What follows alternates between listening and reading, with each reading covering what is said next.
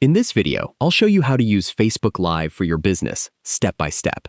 Going live is a great way to connect with your audience, showcase products, answer questions, and promote your brand in real time.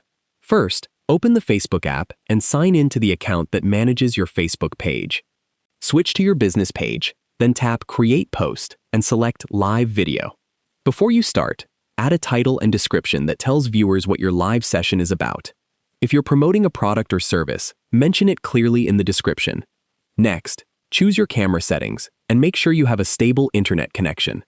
When you're ready, tap Go Live to start broadcasting.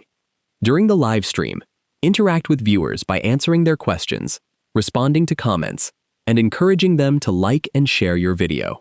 When you've finished, tap End Live. Facebook will save the live video to your page, allowing people who missed it to watch the replay later. You can also share the recording to reach even more people. Going live regularly helps build trust, increase engagement, and grow your business on Facebook. If you found this video helpful, please like the video and subscribe to the channel for more easy app tutorials. Thanks for watching.